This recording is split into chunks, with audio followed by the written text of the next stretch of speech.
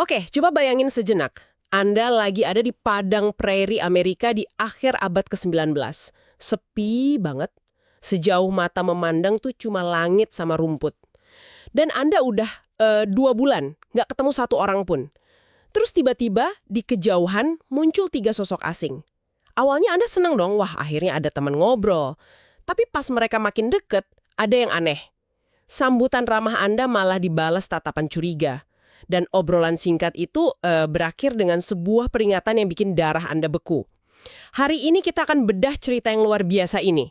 Sumber kita adalah 2 bab pertama dari novel klasik tahun 1895, judulnya A Man of His Word, karya Arthur Patterson. Kita bakal ngikutin perjalanan seorang peternak domba muda dari Inggris, namanya Harry Thornton, yang baru banget ngerasain kerasnya American West. Dan pertanyaan besarnya yang akan kita coba jawab. Di dunia yang tanpa hukum, apa sih yang ngebedain seorang pahlawan dari seorang penjahat? Nah, biar kita dapat gambaran penuhnya, kita harus paham dulu kondisi si Harry ini gimana.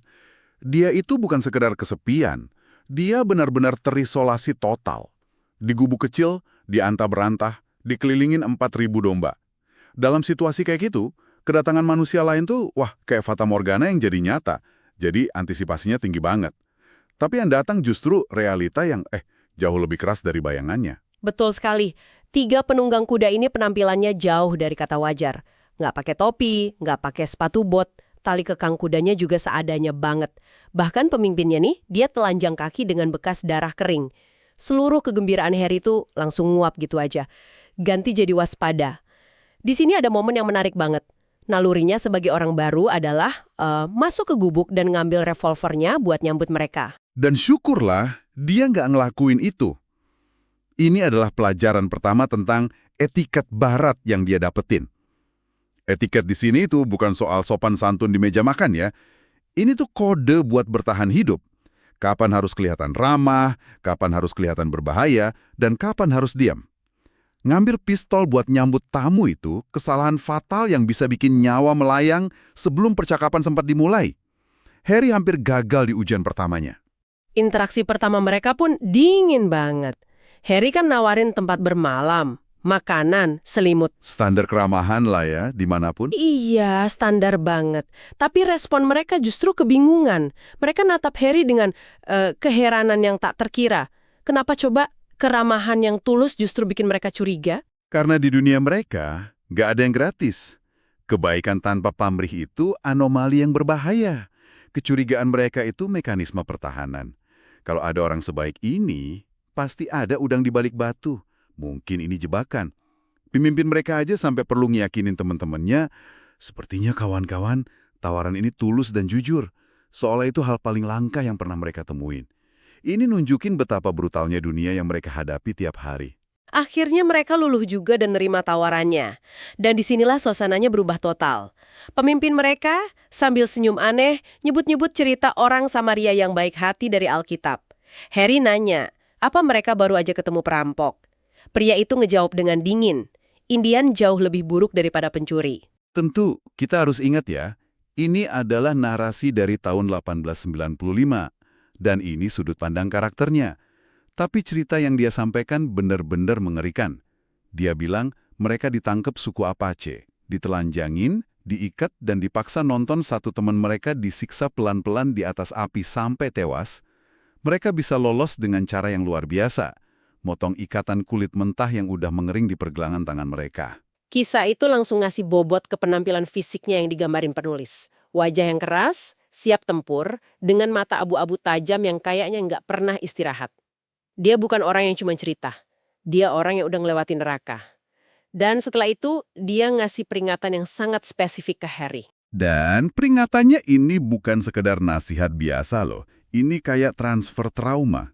Dia bilang, kalau suku Apache nyerang dan kamu kebangun udah telat, jangan coba-coba ngelawan pakai pistol.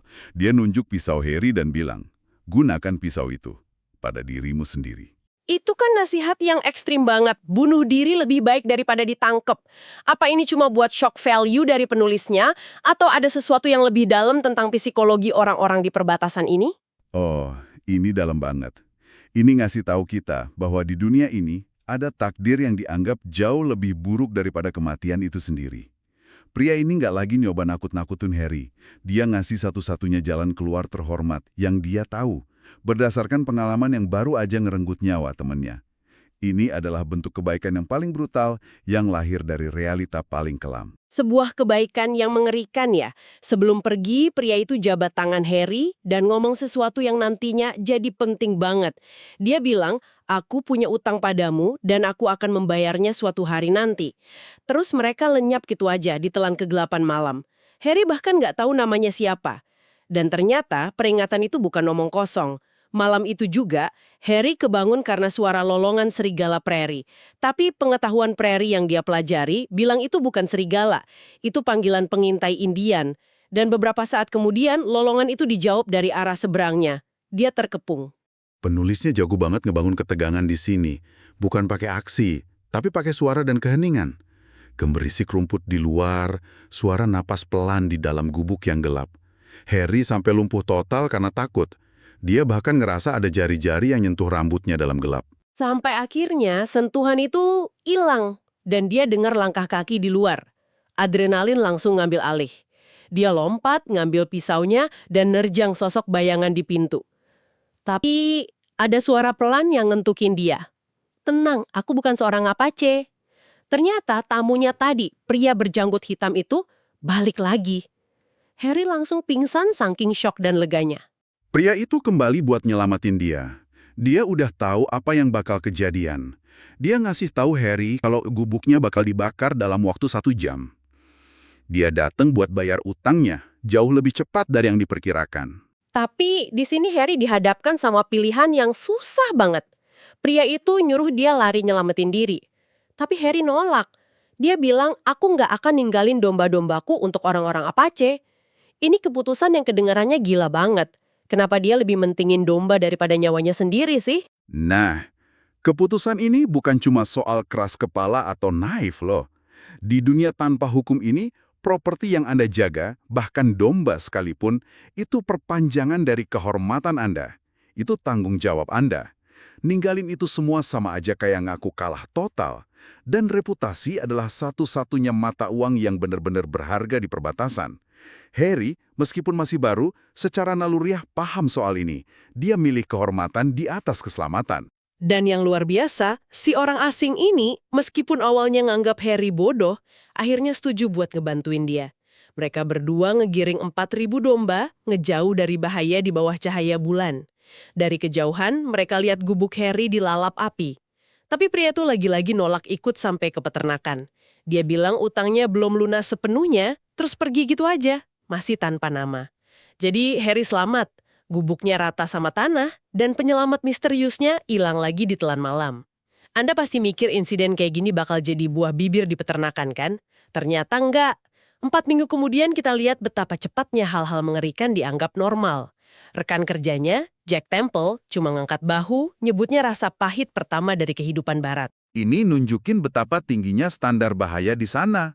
Apa yang buat Harry itu pengalaman dekat mati, buat veteran kayak Jack, mungkin cuma hari biasa di kantor. Ini juga yang ngedorong Harry buat nyari kuda-kuda mereka yang hilang sendirian beberapa waktu kemudian, yang akhirnya ngebawa dia ke pertemuan berikutnya. Benar, waktu nyari kuda-kuda yang hilang di dekat Eagle Tail Mountain, kudanya yang namanya Comanche tiba-tiba ngebawa dia ke sebuah ngarai tersembunyi.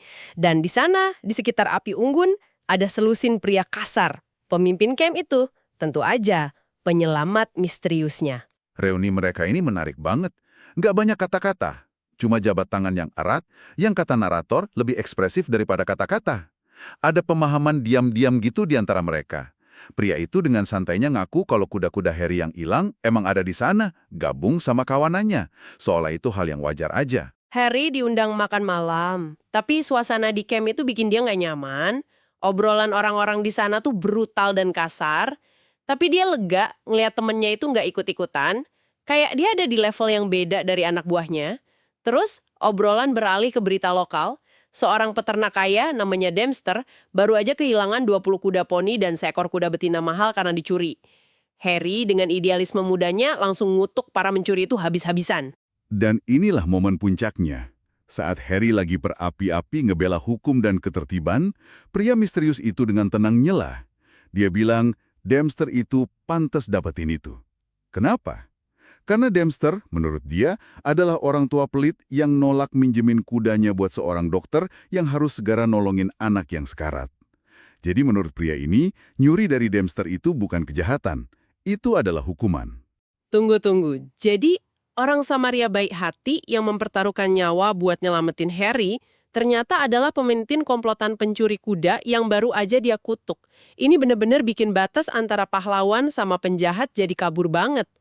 Tepat sekali. Ini kuncinya. Pria ini nggak ngelihat dirinya sebagai penjahat. Dia ngelihat dirinya sebagai agen keadilan di dunia yang nggak adil. Dia nggak beroperasi berdasarkan hukum negara yang mungkin nggak ada atau nggak efektif di sana. Dia beroperasi berdasarkan kode moral pribadinya yang sangat ketat. Dia bakal mempertaruhkan nyawa buat bayar utang semangkuk sup. Tapi dia juga nggak akan ragu nyuri dari orang yang dianggap jahat.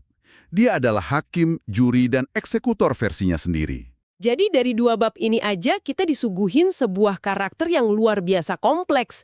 Dia penyelamat, sekaligus pencuri, dia brutal tapi megang teguh kata-katanya. Dia hidup di luar hukum, tapi dengan hukumnya sendiri yang mungkin dalam beberapa hal malah terasa lebih adil. Dan itu adalah cerminan dari American West yang pengen digambarin sama penulisnya.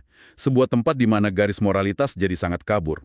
Ini bukan soal hitam dan putih. Ini dunia abu-abu, di mana bertahan hidup dan ngejaga kehormatan pribadi jadi hukum tertinggi.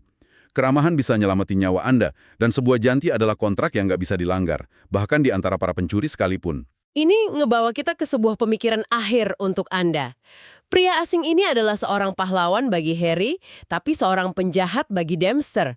Dia ngelakuin perbuatan baik yang luar biasa, dan kejahatan yang serius, dan dia ngebenerin keduanya pakai kode kehormatannya sendiri. Ini memunculkan pertanyaan, di dunia yang tanpa hukum yang jelas, siapa yang berhak mendefinisikan apa itu keadilan? Dan apakah mungkin seseorang bisa menjadi pahlawan dan penjahat pada saat yang bersamaan? Tergantung dari sudut mana Anda memandangnya.